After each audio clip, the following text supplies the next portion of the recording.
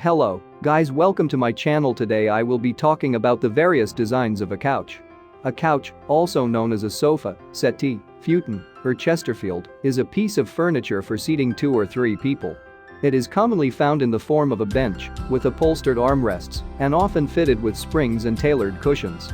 Although a couch is used primarily for seating, it may be used for sleeping.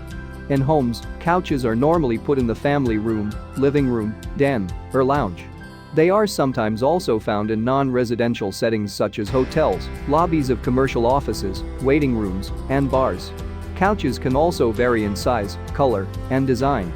Here are some designs to help you make a good choice.